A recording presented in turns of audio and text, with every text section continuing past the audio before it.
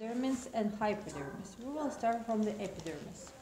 Epidermis in the thick skin has 5 layers, in the thin skin has 4 layers.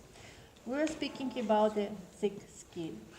The thick skin, we have 5 layers. Stratum basale, which contain 4 types of the cells. Basal epidermocytes and melanocytes, the Langerhans cells and the Merkel cells. The basal epidermocytes and melanocytes, their ratio is 9 epidermocytes to 1 melanocyte.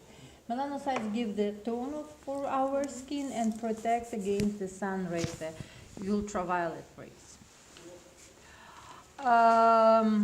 Langerhans cells are the skin macrophages, and they perform the natural immune defense of the skin. They kill the bacteria which is reaching the skin, the superficial layers of the skin.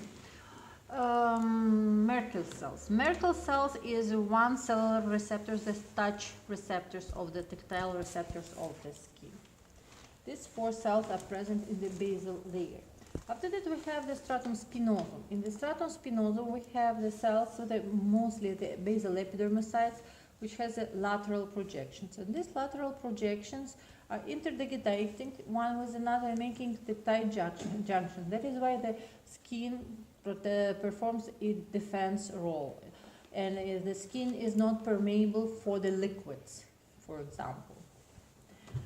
And the stratum spinosum and lower layers of the stratum basale and lower rows of the stratum spinosum are the cambial layer of the epidermis. Stratum granulosum has the granules of the keratohyaline, the special protein which is the first step of the keratin formation. Stratum granulosum.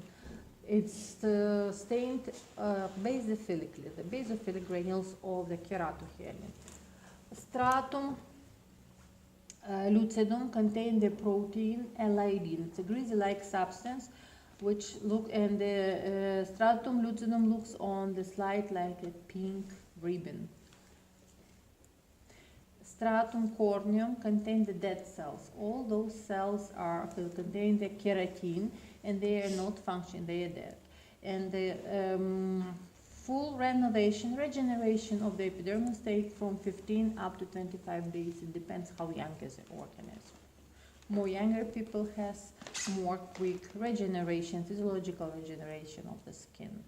Dermis has 2 layers. The superficial layer, it's a papillary layer. It engrows of the loose connective tissue into the epidermis. And the papillary layer give the formation of the papillary layer is a result of the unique fingertips, which is specific for each individual.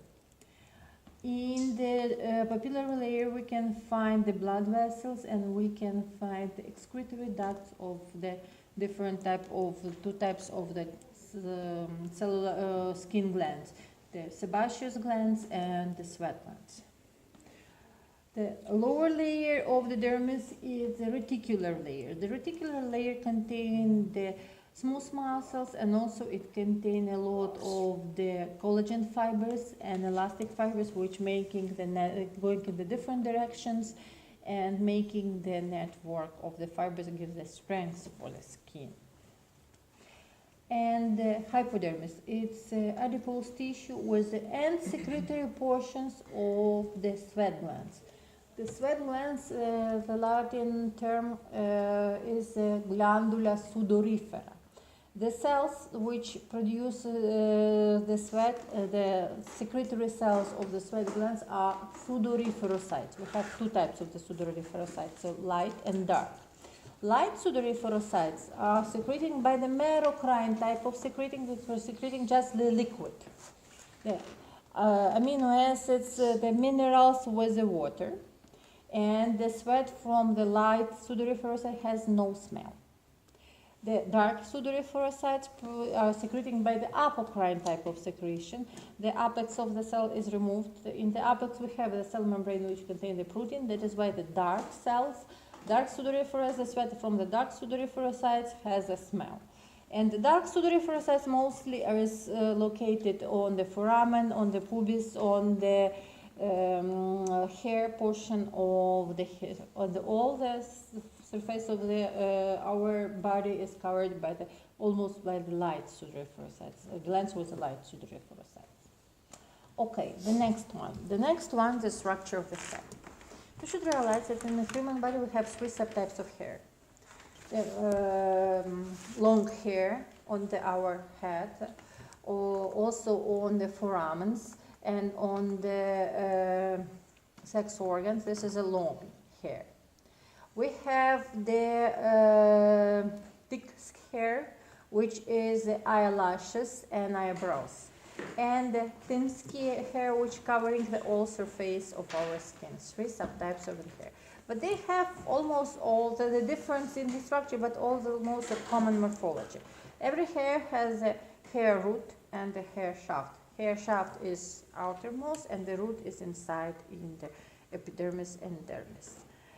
Here is the structure of the long hair from the scalp. We have the epidermis, which is growing into the dermis, making epidermal sheath, which is hosting the hair root. We have the hair papilla, hair bulb, and the portion of the hair shaft which contain the cuticle and medulla. Cuticle has the cells with a keratin, which is lying one on another, and in the medulla we have the stack of the cells with the trichohyalin. Trichohyalin is a specific protein which is found only in the hair shafts. And the doctor which cures, for example, the problems of the hair, the alopecia, you know what does it mean, the alopecia, the loss of the hair. It almost happens with a man, and it's always, sometimes with a woman. It's always related to the excessive layer of the testosterone. This is from one point of view, that's good. From another point of view, it's bad. It's, you know, this is your payment for your success, like this. Okay, and who cares this problems, this treatment? The doctor which cares this is the trichologist, the doctor which cures the problems with the hair. Okay, what else we can see here? There. Sebaceous glands, which is secreting the sebaceous glands are secreting the greases secreted by means of the holocrine type of secretion. All cell is dying during the act of secretion and expelling from the excretory duct. And also we have here the musculus erector pili, which by means of that the hair goes straight perpendicularly to the surface of the skin. Okay, what you are doing? This one, all the layers of the skin. This one.